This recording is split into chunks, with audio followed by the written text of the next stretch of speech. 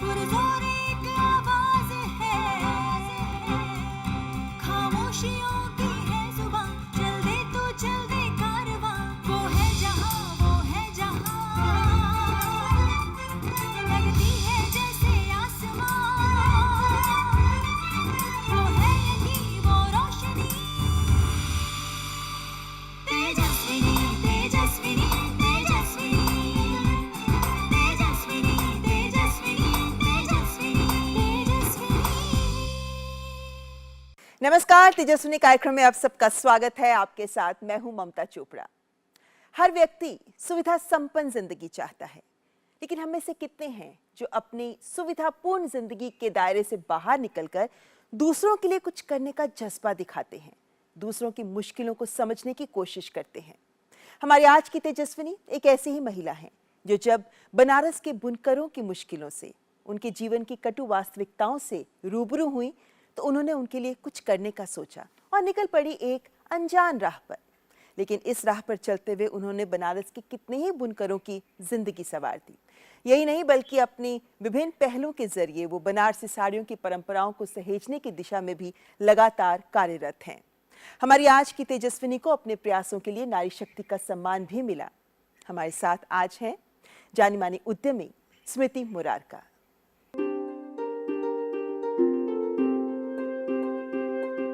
बनारस की खूबसूरत साड़ियां विश्व प्रसिद्ध हैं, लेकिन ये विश्व विख्यात हथकरघा कला बदलते वक्त के साथ विलुप्त ना हो जाए, इसी दिशा में प्रयासरत हैं स्मृति मुरारका, जिन्होंने बनारस के बुनकरों की व्यथा देखी, जो बेरोजगारी के चलते हथकरघा छोड़ आय के अन्य जरिए तलाशने को मजबूर हो रहे थे। इनकी सहायता करने और बनारस की हथकरघा कला को संरक्षित करने के लिए आपने बनाई संस्था तंतुवी।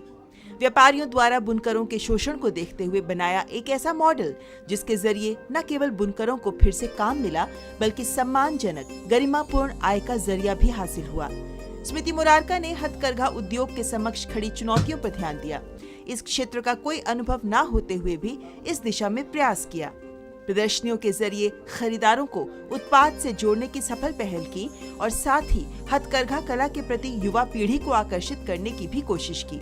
अपने प्रयासों से बनारस की हथकरघा कला को जीवंत करने वाली और इन प्रयासों के लिए राष्ट्रपति द्वारा नारी शक्ति पुरस्कार से सम्मानित उद्यमी स्मृति मुरारका हैं हमारी आज की तेजस्विनी। तो आइए करते हैं मुलाकात स्मृति मुरारका जी से। स्मृति जी, बहुत बहुत स्वागत है आपका कार्यक्रम तेजस्विनी में। नमस्कार ममता जी, थैंक यू, आपने मुझे आमंत्रित किया। आप जो काम कर रही हैं स्मृति जी, वो काम वाकई बहुत अच्छा है, हमारी परंपराओं को सहेजने की दिशा में बहुत महत्वपूर्ण है। लेकिन मैं आपसे बातचीत की शुरुआत इस सवाल के साथ करना चाहती हूँ कि आपको आपके जिंदगी में ये एहसास कब हुआ कि आपको दूसरों को सशक्त करने के लिए काम करना चाहिए? क्योंकि आप तो भरे पूरे परिवार से आती हैं, आपको कोई जरूरत ही नहीं थी कुछ भी करने की। जी, तो ये आपने सही कहा कि मुझे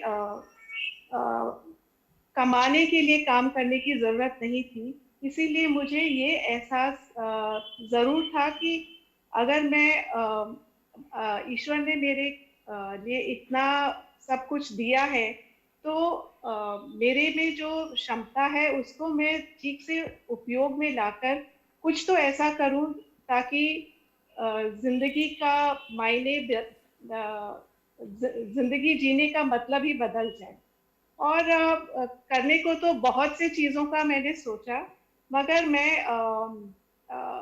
धीरे धीरे मुझे ये एहसास होने लगा कि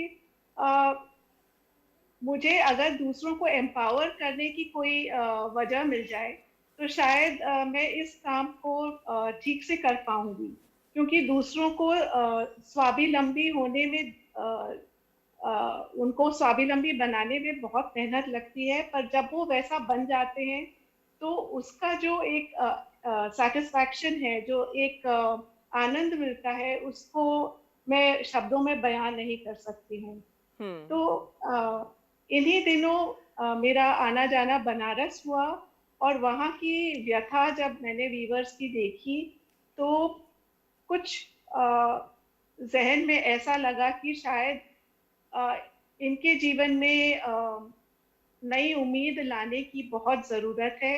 आप पली बढ़ी कोलकाता में, पढ़ाई आपकी हुई देहरादून में और हाँ अब आप जी, मुंबई में रहती हैं। तो जी। इस बीच बनारस से आपका परिचय कैसे हुआ? तो मेरी माँ बनारस में एक इंस्टीट्यूट खोलने के अ, अ, तैयारी कर रही थी। वो इंस्टीट्यूट का नाम है ज्ञान प्रवाह और ये एक रिसर्च इंस्टीट्यूट है इंडोलॉजी एंड रिलीजन का।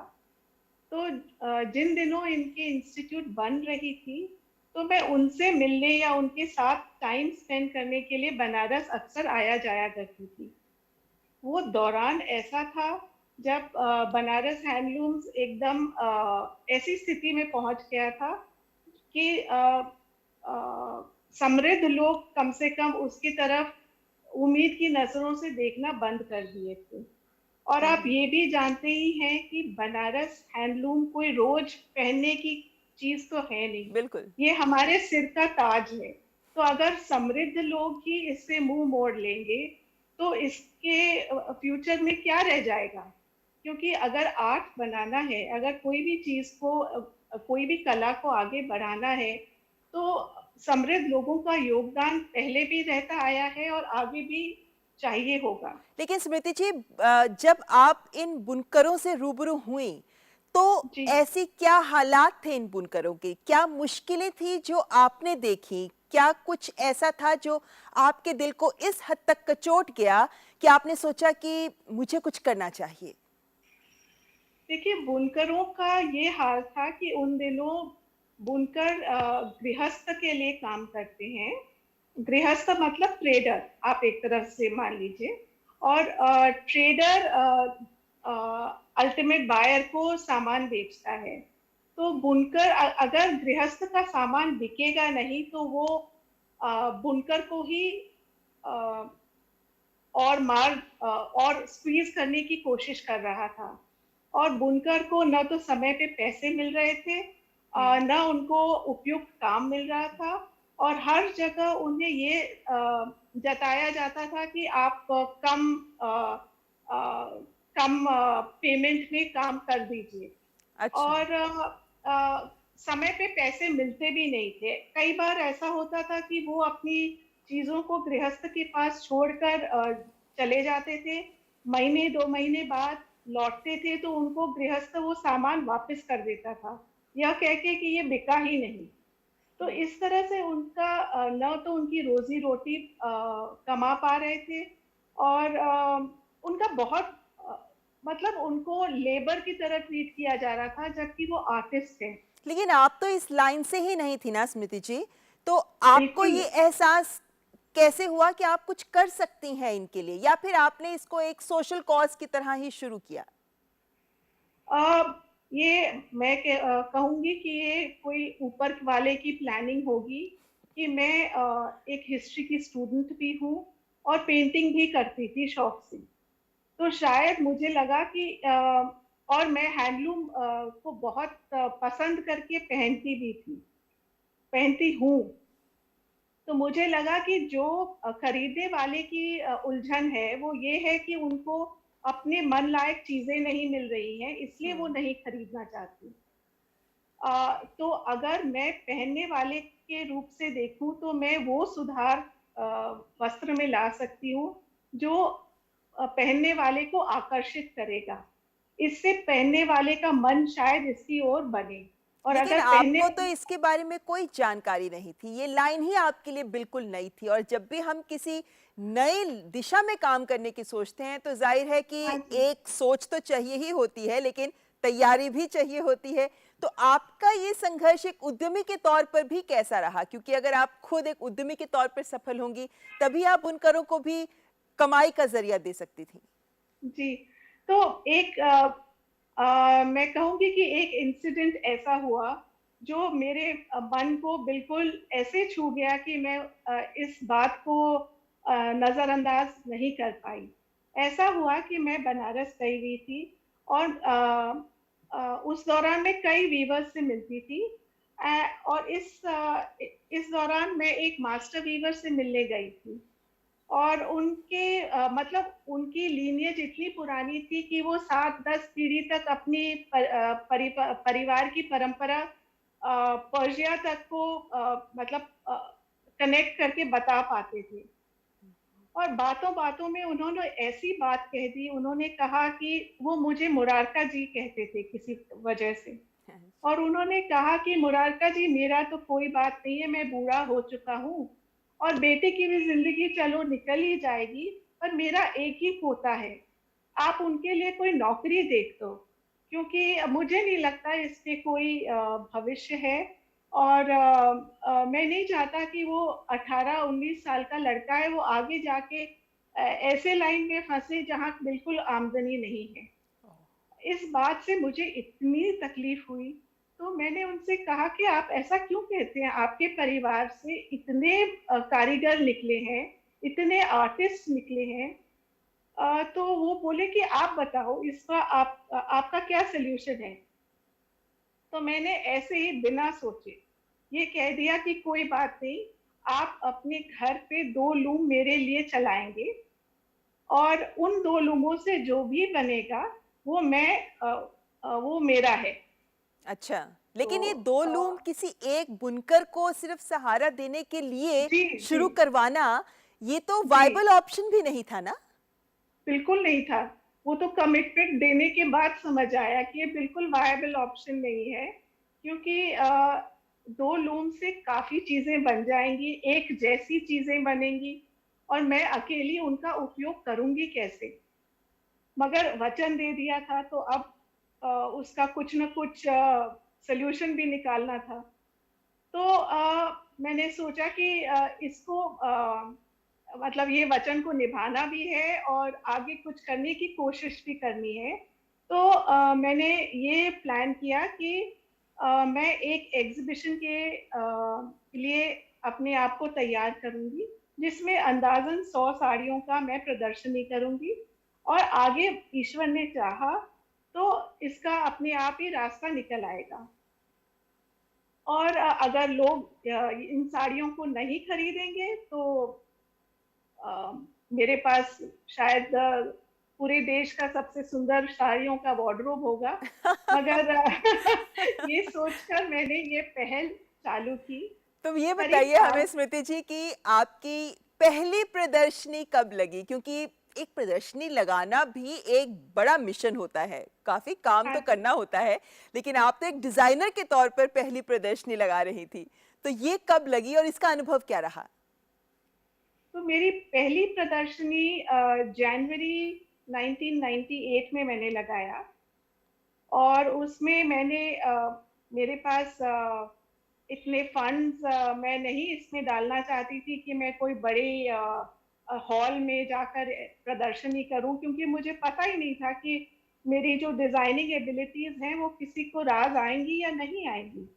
तो मैंने जान पहचान के लोगों को और जान पहचान के लोगों को अपने घर आमंत्रित किया, उनको एक कप कॉफी पीने के लिए बुलाया अच्छा। और कहा कि आप आए, और बनारस में जो पॉसिबल है, जो आज के दिन बन सकता है, वो चीजों को आप मेरे साथ देखें। और वो एग्जीबिशन लोग आए क्यूरियोसिटी से कि कौन, मतलब 30-32-35 साल की लड़की कौन हैंडलूम में इस तरह से अपने आप को जोड़ना चाह रही है। बिल्कुल। तो लोग क्यूरियोसिटी से आए, मुझे नहीं लगता कि वो खरीदने के मन से आए थे, वो कॉफी पीने और क्यूरियोसिटी को एड्रेस करने आए थे। मगर उस एग्जीबिशन में 100 में से करीब 70 साड़ियां बिकी। अच्छा। और उसके बाद इतने फोन आने लग गए कि मुझे और चाहिए, मैं कब आ सकती हूँ, वगैरह वगैरह। तब मुझे लगा कि ये कुछ सस्टेनेबल प्रोजेक्ट बन सकता है। लेकिन स्मृति जी यहाँ तब कहा जा सकता है कि जो पहल आपने की पहली प्रदर्शनी से ही वो सफल हो गई, लेकिन जी इसके आगे देखें तो लगभग 2.5 दशक का सफर रहा है अभी तक आपका कि आप इन बुनकरों के साथ जुड़ी हुई हैं, एक जी ब्रांड तैयार किया है आपने। इस जी। 2.5 दशक के सफर में क्या कुछ चैलेंजेस भी आए आपके सामने? क्योंकि सामान बनवाना और उसको एक बड़ा बाजार तक उपलब्ध कराना, ये इन बुनकरों के जी। लिए बहुत जरूरी है। जी। तो ये प्रॉब्लम टू फोल्ड थी। एक तरफ तो बुनकर ऐसा हो गया था कि वो निराश था, हताश था और अपने आप को मोटिवेटेड नहीं महसूस कर रहा था। इसलिए वो जो लीक मतलब जो बनता आ रहा था वो ही बनाने के लिए राजी था। उससे ज़्यादा कुछ मेहनत करने को कहें तो उनमें एक तरह की रेजिस्टेंस आपको दिखती थी। दूसरी तरफ जो बायर थे, जो खरीदार थे, वो नई नई जो डिजाइनर कपड़े अब मार्केट में मिलने लगे थे लेट 80s और 90s में। जितने बड़े इंडियन डिजाइनर्स आज के दिन भी आप जिनका नाम सुनते हैं, उनका सबका शुरुआत उसी समय हुआ था। तो लोग जो अब एम्ब्रॉयडरी को बड़े मान सम्मान से खरीद रहे थे, उनको वापस वीव की तरह आकर्षित करना बहुत मुश्किल था।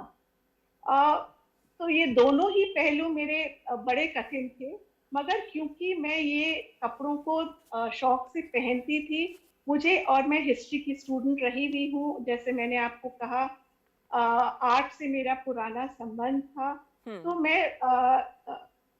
मैंने ये रियलाइज किया कि डिजाइनिंग में कुछ तो त्रुटियां ऐसी आ गई थी, लुक एंड फिनिश में ऐसी बातें आ गई थी जो इन चीजों को उतना जो उनका रुतबा होना चाहिए उससे कुछ कम हो गया था। तो मैंने ये सब करेक्शंस अपनी डिजाइन में लाने के लिए पहल की और उसी दौरान यही जो मास्टर वीवर जिनके कारण मैंने ये बेड़ा उठाया था, उनका एक और कहना मैं आज वापस आपको दोहराना चाहूंगी। तो जब मैं वो 2 लूमों के लिए डिजाइन करने लगी, तो पहले तो मुझे आती नहीं थी कोई भी डिजाइनिंग, तो मैं बहुत सिंपल डिजाइनें उनको ड्रॉ करके देने लगी। तो उन्होंने पलट के मुझे कहा कि दीदी, आपको अंगोछा बनाना हो तो आस पड़ोस में चले जाइए, जेवर बनाना है तो यहाँ आइए। क्या बात है। तो उनके ये कहने से ये भी एकदम स्पष्ट हो गया कि बनारस में जेवर ही बनने चाहिए। इसलिए मैंने अपने आप को सच्चे जरी से पूरी तरह जोड़ लिया कि हर साड़ी जो मैं बनाऊंगी वो सच्चे जरी की ही बनेगी। इस तरह से सच्चे जरी की इंडस्ट्री को भी प्रोत्साहन मिला, क्योंकि ये भी कोई मैकेनाइज्ड इंडस्ट्री तो है नहीं। ये भी पिता अपने पुत्र को और दादा अपने बेटे को और या पोते को सिखाता है, वो ही परंपरा है। और अगर कोई सच्ची जरी की साड़ियां ही नहीं बनाना चाहेगा तो दादा अपने पोते को ये सब क्यों सीख देगा? सही कह रहे हैं आप, क्योंकि ये एक परंपरा है जिसे आगे तक लेकर जाना है और इसलिए ये आपका प्रयास बहुत सराहनीय है। स्मृति जी, आपसे बातचीत जारी रखेंगे, लेकिन फिलहाल यहाँ पर रुकेंगे एक ब्रेक के लिए। आप देखते रहें तेजस्विनी। कोविड-19 के चलते ज्यादा से ज्यादा लोग डिजिटल ट्रांजैक्शन का प्रयोग कर रहे हैं। डिजिटल ट्रांजैक्शन में सबसे सेफ एंड सिक्योर्ड मोड है इंटरनेट बैंकिंग। इंटरनेट बैंकिंग के 3 इंपॉर्टेंट टूल हैं। पहला टूल है NEFT यानी नेशनल इलेक्ट्रॉनिक फंड ट्रांसफर। इसमें आपको किसी भी तरह का अतिरिक्त चार्ज नहीं देना पड़ता है। ये 24/7 अवेलेबल होता है।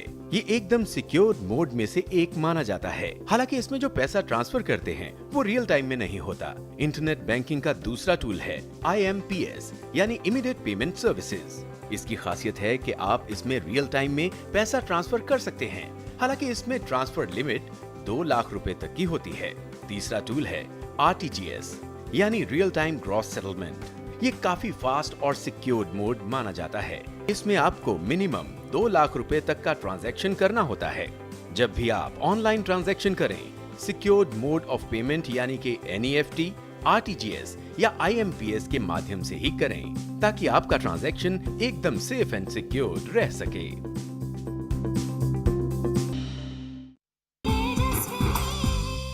ब्रेक के बाद आपका स्वागत है। आप देख रहे हैं तेजस्विनी, जिसमें आज हमारे साथ हैं उद्यमी स्मृति मुरारका। स्मृति जी, आप जो भी काम कर रही हैं बनारस के बुनकरों के लिए और जिनके लिए आपने एक ब्रांड शुरू किया, बनारसी परंपराओं को सहेजने का काम शुरू किया, जाहिर है कि कोई भी सफर अकेले तो तय होता नहीं है, साथ ही साथ जुड़ते जाएं तो सफर आसान हो जाता है। आपके इस सफर में आपका सबसे ज्यादा साथ किन लोगों ने दिया कि आज आप इस मुकाम पर हैं? देखिए, सबसे ज्यादा साथ एक तरफ से तो बुनकरों ने दिया, जो धीरे धीरे मेरी जिद को मानने लगे, जो अपने वीव्स को मेरे कहने पर और ज्यादा से ज्यादा कॉम्प्लिकेटेड वीव्स को कपड़े पे उतारने लगे। इनफैक्ट मैं आपको ये और बताना चाहती हूँ कि कुछ दिन पहले मैं अपने बुनकरों के साथ बैठकर डिजाइनिंग कर रही थी, तो उनके घर का एक युवा उसी समय हमारे काम में जुड़ा था और वो डिजाइन को समझते समझते अपने चाचा से कह रहा था कि ये तो नासा का रिसर्च सेंटर है। क्या बात। इसमें मतलब जितना हमारे समझ में आता है उससे ज्यादा कुछ दीदी बोल के चली जाती हैं और वो भी करना पड़ता है। खैर, वो दौर और था जब सब ये वीवर्स बहुत रेजिस्ट करते थे और मुझे मनाने की कोशिश करते थे कि इतना कॉम्प्लिकेटेड नहीं बन पाएगा। अब वो इस स्थिति में आ गए हैं कि अगर मैंने कुछ सिंपल चीज कह दी तो वो मेरी तरफ ताकने लगते हैं कि बस इतना ही। जी तो स्मृति जी, लेकिन यहाँ पर एक और समस्या के बारे में भी आपका विचार जानना चाहूंगी, क्योंकि हैंडलूम और पावरलूम के बीच की एक टसल है जो इस इंडस्ट्री से जुड़ गई है। आप भी उससे दो चार हुई होंगी। जी जी।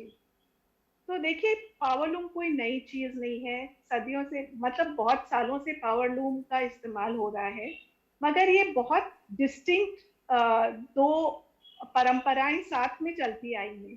पावरलूम पे जो बनता है वो लोग पावरलूम कह के बेचते थे और जो हैंडलूम पे बनता है उसको बड़े मान सम्मान से लोग हैंडलूम कहकर बेचते भी थे और खरीदते भी थे।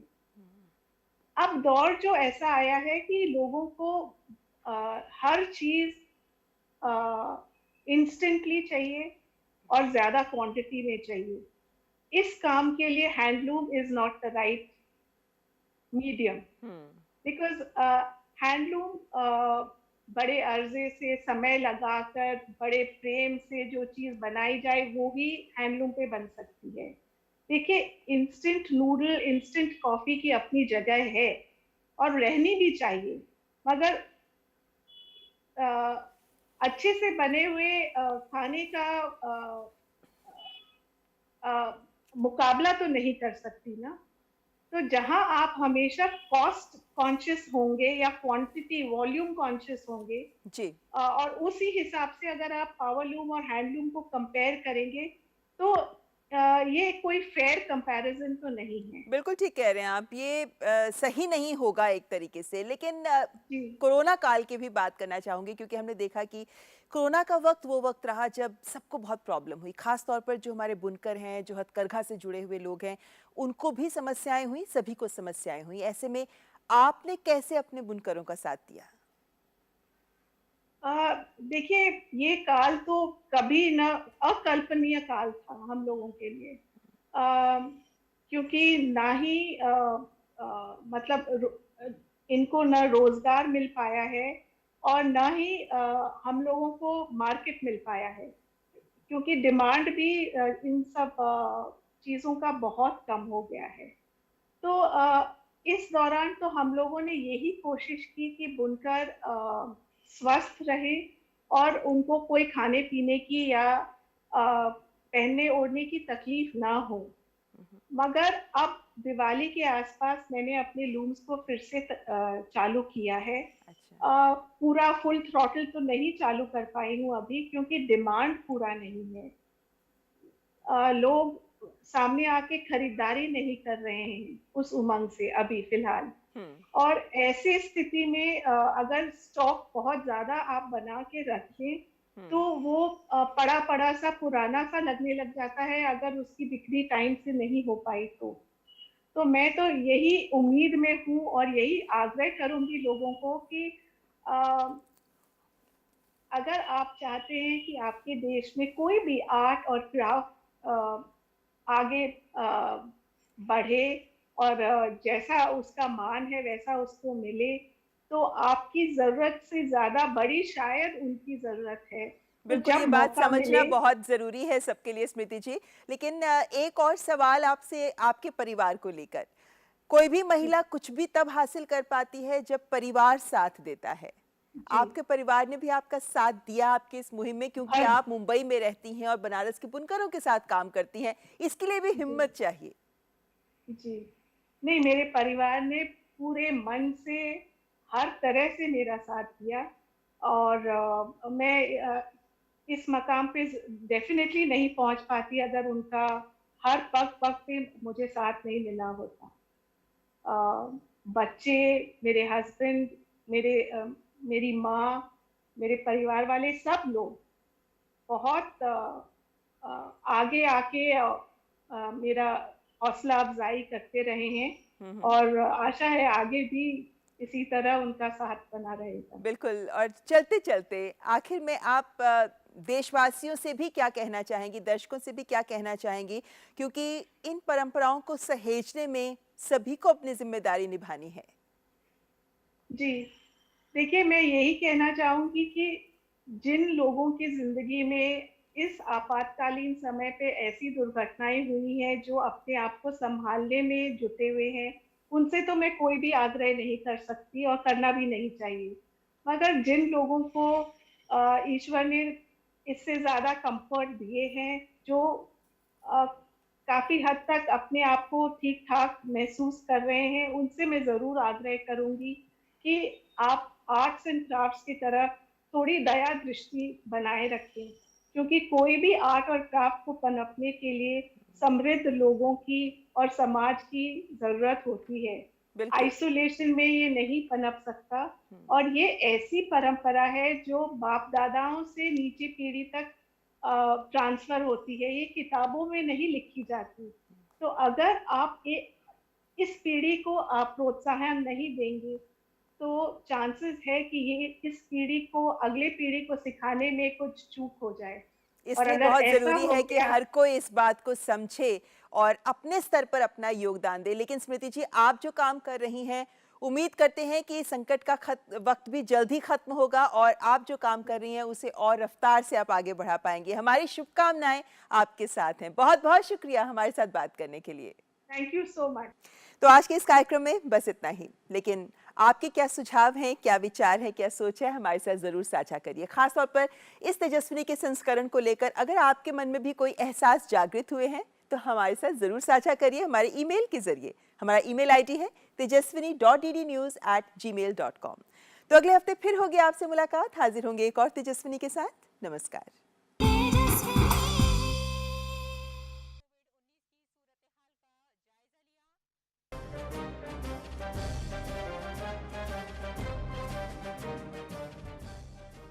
We must march forward and forward till victory is achieved and freedom won. Inqilab Zindabad. Azad Hind Zindabad.